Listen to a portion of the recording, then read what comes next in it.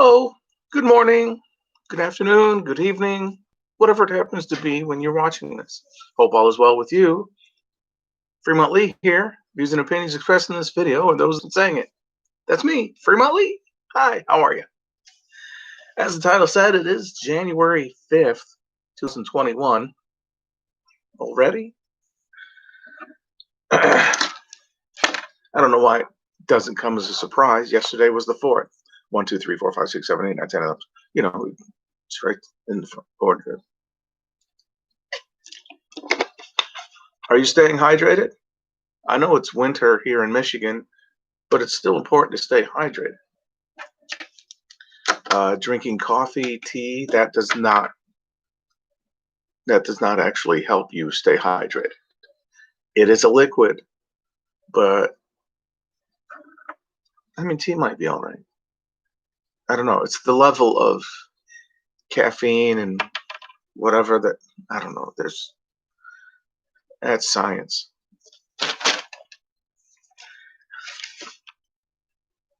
Birthdays for January 5th. Bradley Cooper, Clancy Brown. The name may not sound familiar to you. If you've ever watched SpongeBob SquarePants, hi, I'm Eugene Krabs. That was terrible. That was terrible. That was terrible. It sounded more like frickin' Lucky from Lucky Charms. But he was also he was the sheriff in the Jason Statham movie where he is a former whatever something, and his wife passes away, so he retires from that particular service, and he takes his daughter and they move to a small town, and the guy, I can't remember the name of the title of the movie there, but they move to a small town.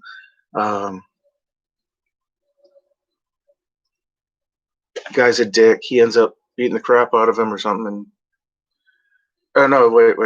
Okay, the scene I'm thinking of. Somebody takes his daughter's hat, and the daughter asks for it back twice. And he's like, "Oh, you cry?" Eh?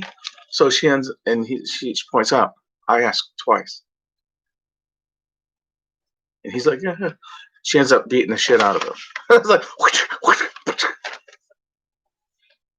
so there's an altercation. He's called down. Jason Statham was called down to the school, and it's like, "Is my daughter in trouble?" That was a terrible Jason Statham impression, but he asks if his daughter's in trouble, and he's like, "Well, no, not technically. It's." Yeah. And she actually says, "I asked twice."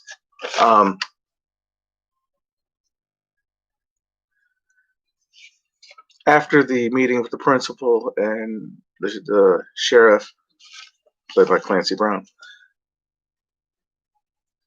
the father of the boy that got beat up feels that his son, or he and his wife, whatever, his son needs an apology from the daughter.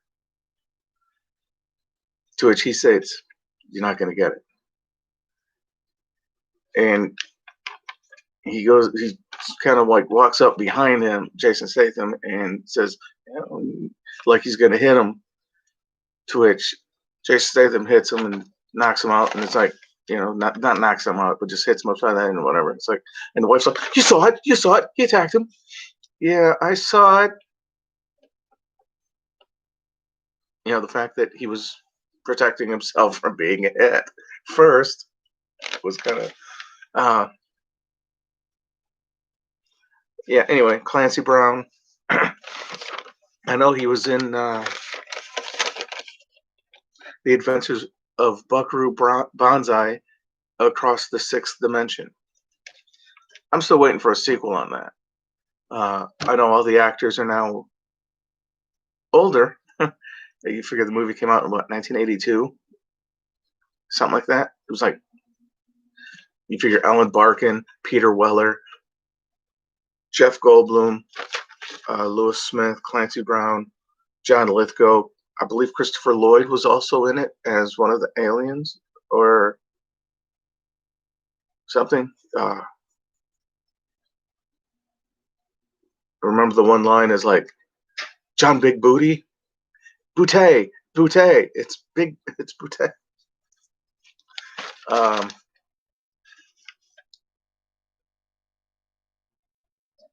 but it teased at the end of that movie in the credits that they would be back in Buckaroo Banzai something. I know it teased that they come back. It's been a while since I've seen the movie. The fact that I remember most of what I just said. Anyway, no, Peter Weller plays Buckaroo Banzai, who is he's a scientist, rock star, something. It's like he has like it's like he got bored and he's like, oh, I'm gonna try this. Oh, I'm good at that too. Oh, so. But during a performance, he kind of stops, because he's performing at like a nightclub or something. He stops and he asks a woman what's wrong. Like he could sense that something was wrong. But it was Alan Barkin, I believe.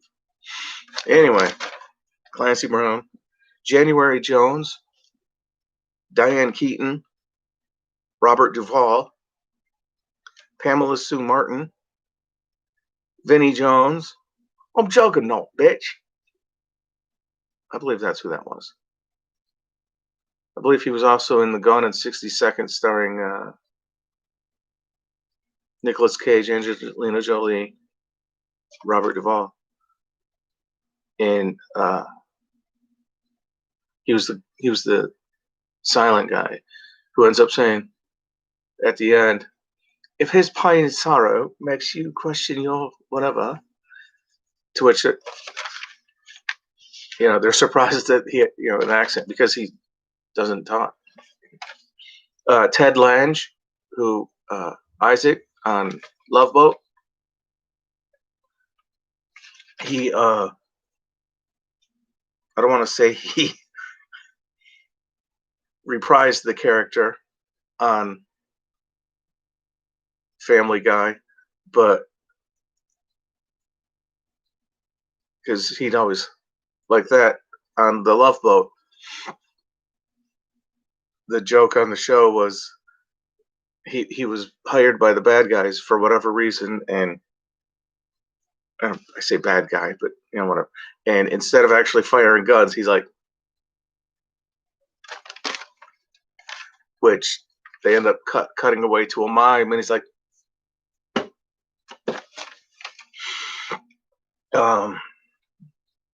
director Hayao Miyazaki, Hayao. He directed Spirited Away 2001 and other cartoons. He's part of the animation department. It said he's an actor, so he may have done voices. I don't know, but I didn't go into that part. Marilyn Manson, Susie Amos, Charlie Rose, Kristen Cavallari, Carrie Ann Inaba, Inaba, Inaba, is that, or Inaba? I don't know. Wen Jiang, Jaingwen, Wen Jiang, J. He was in something. It said he was in. I didn't write it down, but it was like, oh, okay, cool. Writer Roger Spottiswoode. He wrote 48 Hours in 1982, the Eddie Murphy, Nick Nolte movie.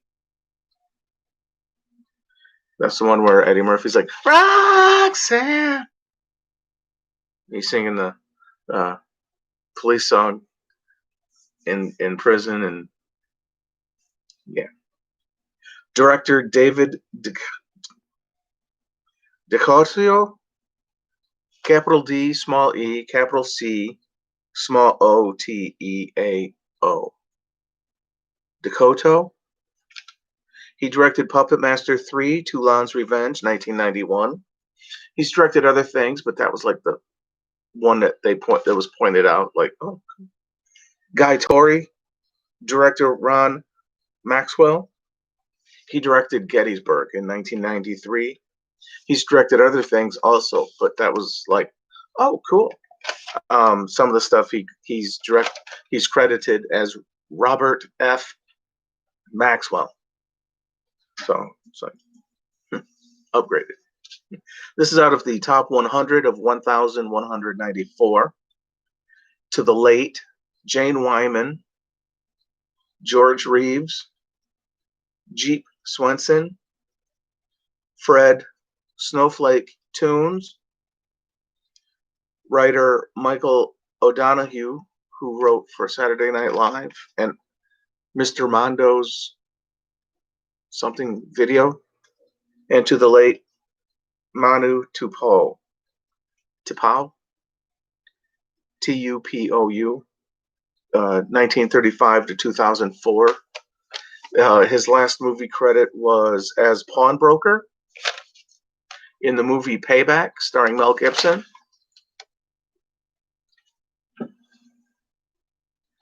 I don't really have any movies to talk about.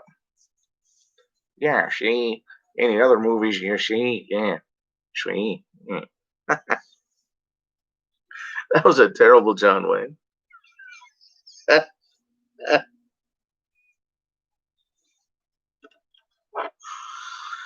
uh, it is currently.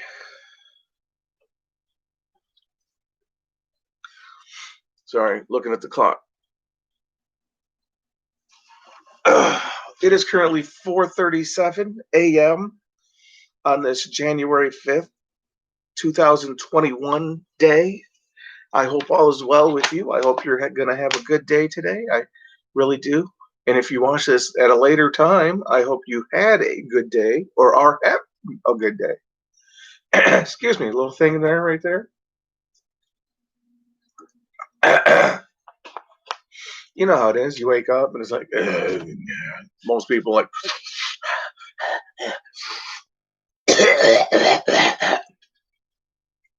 some people are like, coffee. If I put water in here, that'd be a lot better. You know, just eating the grounds. Which is funny. That's what they used to do until somebody ground them up, or they put them in water, or filtered it through water, or whatever. They used to eat the coffee beans. True story. I read it somewhere, but it's true. That's what they used to do that, and then somebody, uh, thought, hey, liquid form. So I don't know if that's actually what they thought, but this is Humphrey Bogart, according to all of my. Because if you look up the movie The Man with Bogart's Face, the actor Robert Saatchi did not get plastic surgery to look like Humphrey Bogart. He actually looked like Humphrey Bogart. And in a lot of movies, that's what he did. He played Humphrey Bogart. There's an episode of No, not Saturday Night Live. There's an episode of Sledgehammer, the Dirty Harry like half-hour cop show thing that was on back in 1987. Anyway, there's an episode where Robert Saatchi plays Humphrey Bogart, which only Sledgehammer could see. There's not Waxwork.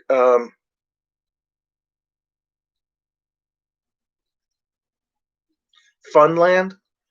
I want to say starred David L. Lander, who played Squiggy.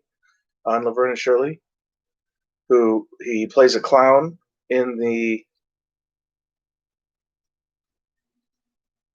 in like a carnival type thing. He's not right in the head apparently for some reason. I never actually. I watched it once. It's been a while, but in the scene, he's talking to a wax figure of Humphrey Bogart, who turns into, and he actually speaks with the main character. Uh, I know the cover of the video box was misleading because there's a guy with clown makeup on wearing a leather jacket and an automatic. Uh, I almost want to say an Uzi, but I could be wrong on what type of gun it was. And there's like a roller coaster in the background, but it's kind of like black background. You see the roller coaster, and like superimposed in front of that is the guy in the leather jacket wearing clown makeup. And it's called Funland. Um, Also in the movie, uh, Seth, the guy who played Seth on Murder She Wrote, I can't think of his real name. Uh,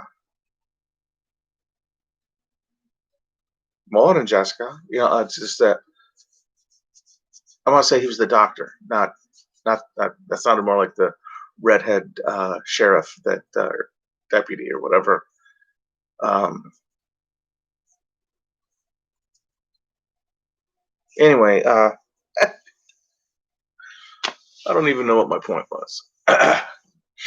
All right, Robert Saatchi, this is actually Humphrey Bogart.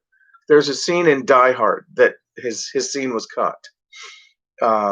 If you've ever watched the movie Die Hard, I'm not going to say Die Hard 1. I'm not referring to Die Hard 2, 3, 4, X, 5, 12, I. I'm referring to the original Die Hard. It was called Die Hard. If I do not say Die Hard 2, 3, or whatever, I'm referring to the original Die Hard. That is me. That is my opinion. People saying, "Oh yeah, you ever watch Rambo 1?" Huh? It was called First Blood. Rambo didn't get into the title until the sequel, where it was Rambo First Blood Part 2. So it's like Back to the Future is the same way. I mean, it's Back to the Future Part 2, Back to the Future Part 3.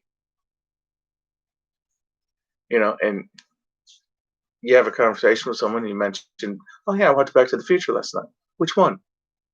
Back to the Future. I didn't watch Back to the Future Part 2. I'd have said Part 2. I didn't say Part 3. I'd have said Part 3. I said Back to the Future. Which one do you think I meant? I mean, yeah, I get it. It helps differentiate uh, between which one. But anyway, in Die Hard at Nakatomi Plaza, when the FBI Johnsons,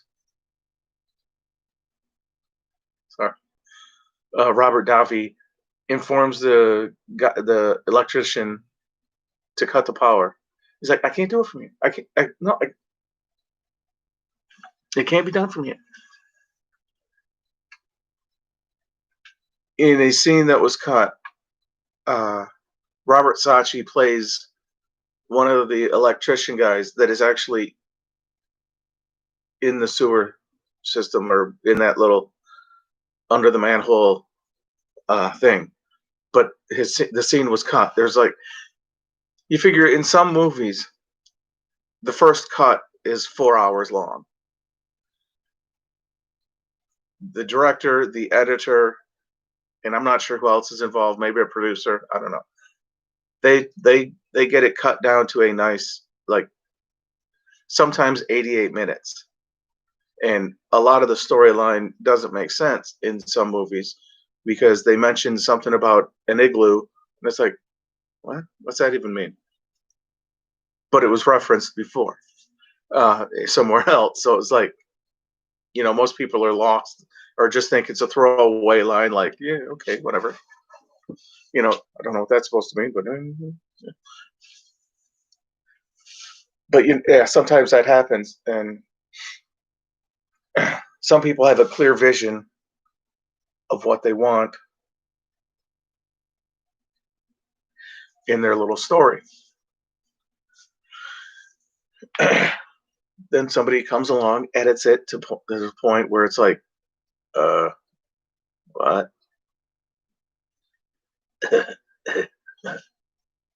It's not what I meant.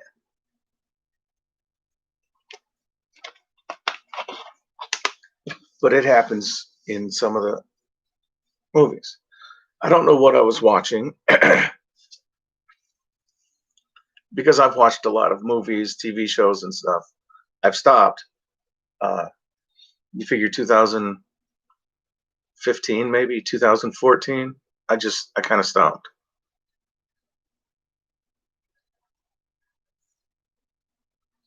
Yeah, I'm not, you know, days off. I wasn't. I know it's like maybe every now and then I'd go see a movie. It'd be like, okay, cool. Yeah. But TV shows, it was just one of those.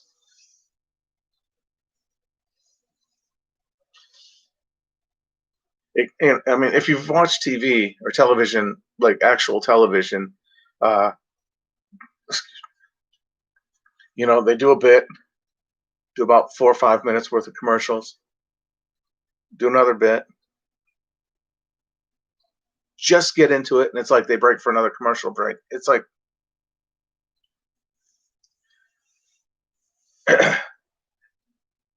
then you think you missed something, so you go to watch like their on demand, the episode on demand, and it's like 37 minutes. It's an hour long program. How is it only 37 minutes? They had 23 minutes worth of commercial breaks.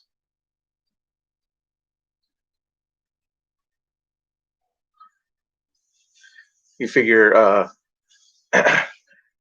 commercials, news breaks. They have like the major sponsors, like you get like the toothpaste or whatever, and car commercials. Then you get the local thing where it's like at Bob's. It's like, okay. Oh, and then the news, you get a little news clip like coming up at the top of the hour at 11 o'clock news break, something, or 10 o'clock, depending on what uh, time your news is on. They'll come in. It's like, oh, we're working on a story at 10 o'clock. Then they do their little station like bing a ding, and then they go into the show again, and it's like, okay. But if you've ever watched, yeah, that's a thing. And I'm not sure. I don't know. I was going to talk about radio this time because if you've ever listened to the radio station, it's like they used to go like 5-10 minutes or about 6 songs, not saying a thing.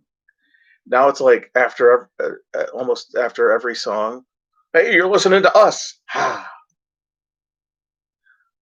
Don't change that dial. We'll be right back because you're listening to us. And then they, you know,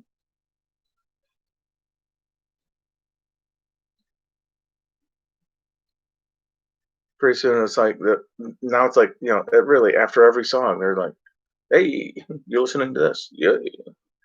Pretty soon they'll interrupt the song. Hey, just a reminder, you're listening to us. Hey, thanks for listening to us. And then they go back into the song, and I'm like, you, where- God, I hope that doesn't happen. That would be so stupid.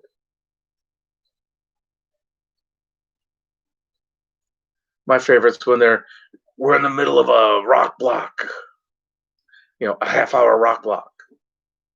Okay, thanks. You can keep playing the music. You know, a reminder that we are listening to you. Fine, that's great.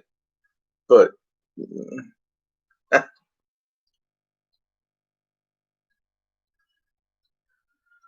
uh, It's 4:30. It's 4:50.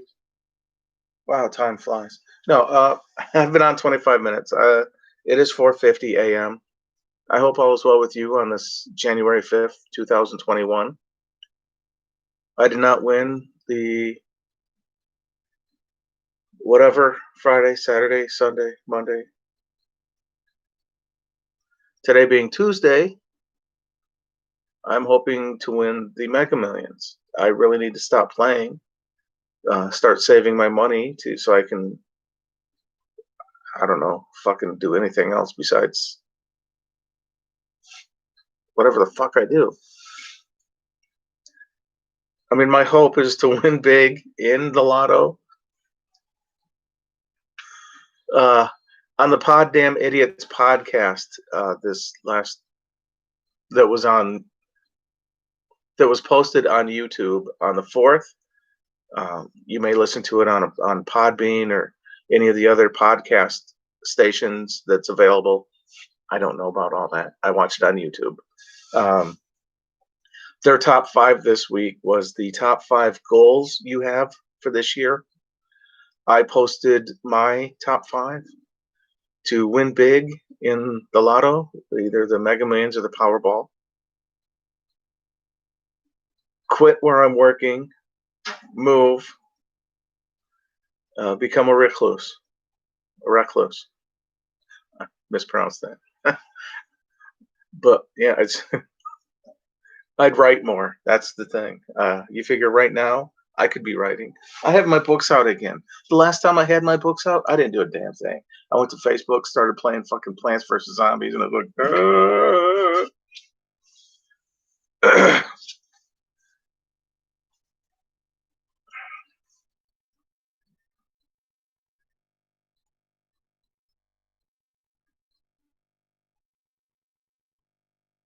Carl Reiner had passed away this past year, in the year that shall not be spoken, uh, which I don't recall hearing about.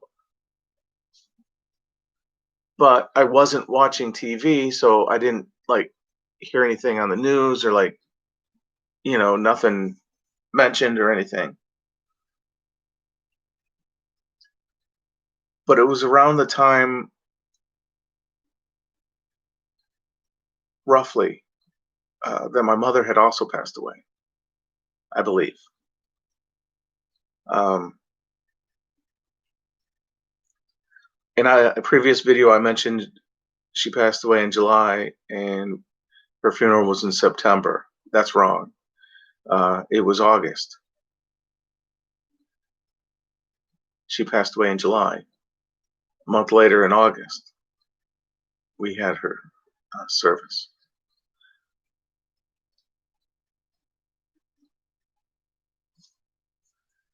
So, but it was around the same time that my mother had the news that my mother had passed away. Kind of. So I don't know if it was before or around the same days, but that's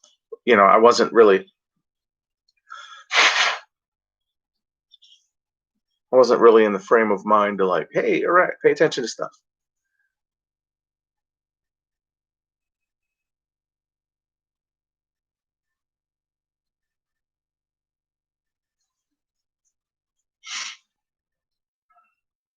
But yeah, I totally missed it. I really did. I was looking on YouTube for a video.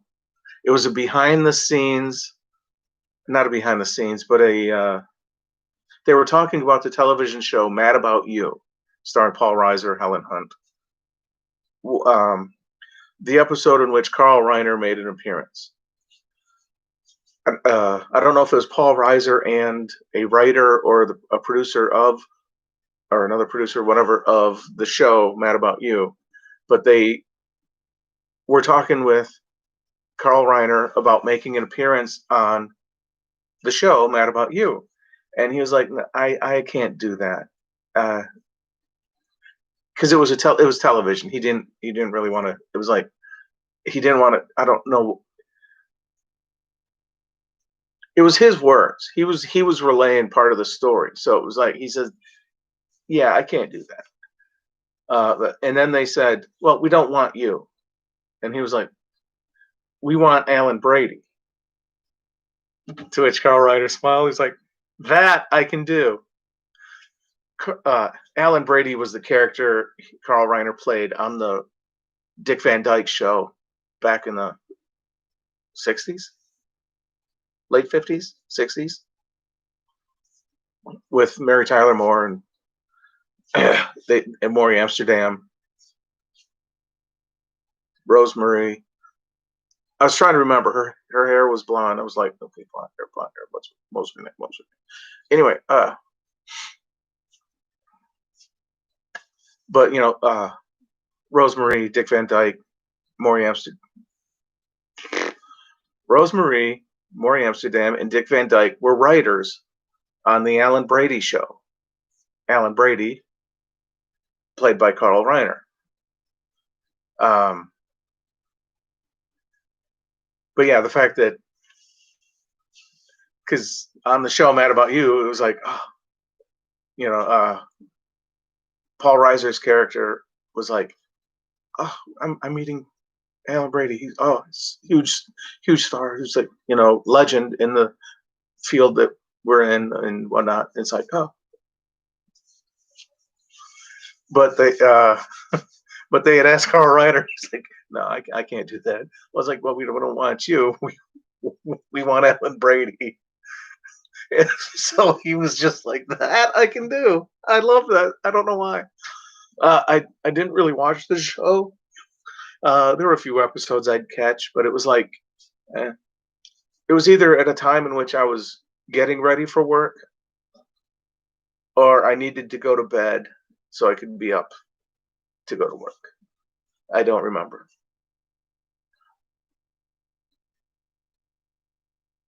I think it was about the time I'd have to look at the dates when Mad About You aired, because there's a good chance.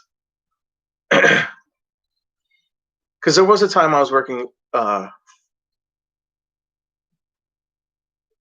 What was it, like 2 to 11 or something like that in fast food? I can't remember, but it's all in there. Excuse me.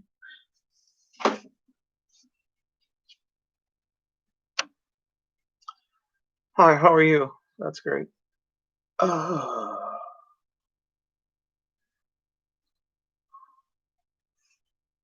there's a shelf right here.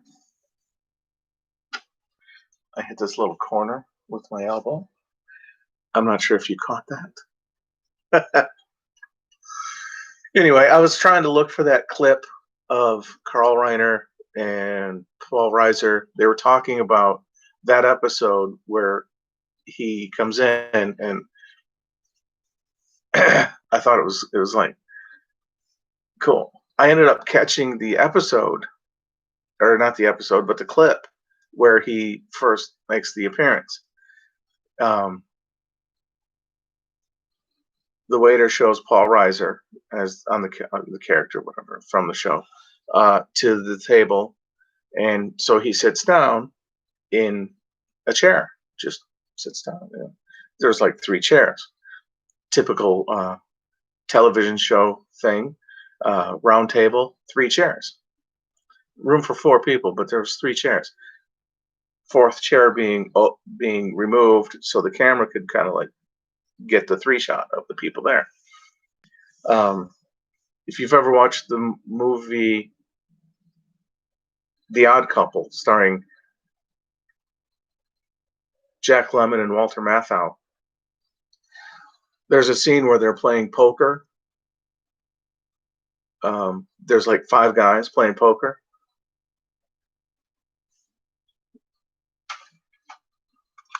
It's not round, but 2 of the guys are like right here, and then there's like 2 guys. Then there's like two guys, someone like here and here. They have this edge of the table open, but that was because The Odd Couple, the movie, was really based on a play by Neil Simon, Neil Simons. Is that right? Neil Simon's The Odd Couple. Anyway, because it was based on a stage production, they left that table open like that so the audience could see. So when they did the movie, they didn't close that gap and like put the camera in and have different cuts between the people. I mean, you've seen, if you've seen Maverick, the one with Mel Gibson, the movie Maverick.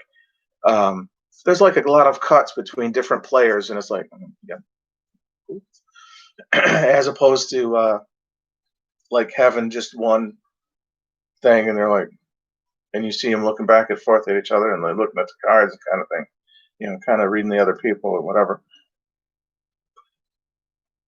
But they have different cuts in that movie to where it's like, as opposed to The Odd Couple, where they're all at the table, and it's like, oh yeah, hey Felix, and I don't remember what the hell. Oh, right, Alan Brady, the whole thing. I ended up watching the clip. In walks Carl Reiner as Alan Brady. He's like, "Hey, what are you doing?" Well, I'm sitting at a table waiting. Well, where are you sitting? Oh, I'm Alan Brady's table. Yeah, where are you sitting? Your chair. Yeah, my chair. So he's like, "No, sit over there." It's like, "Oh, okay." Sits down and it's like, "Oh yeah, I'm just waiting for my wife. We're just waiting for my wife." Oh sure, why not? Sure, and invite your wife. Why not?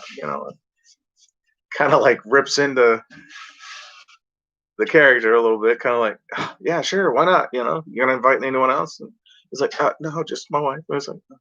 Then she shows up. Oh hi, I'm his wife. Oh no, wait.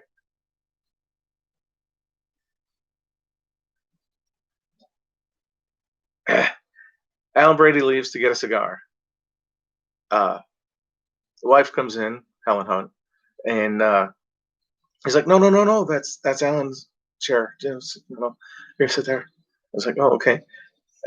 Then he shows up and hi, this is my wife. Oh, what are you sitting there for? There's a breeze. You'll catch a cold. Here's sit here, sit in my chair.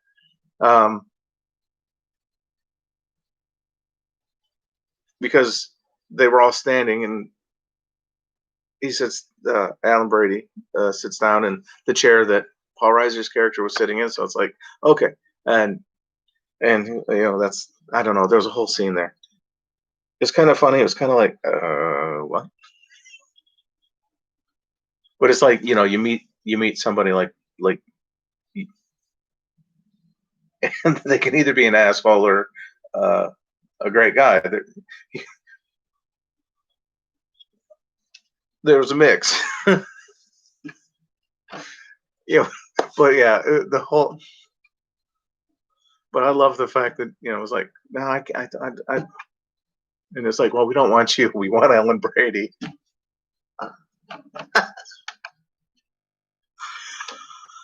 I haven't been able to find that clip.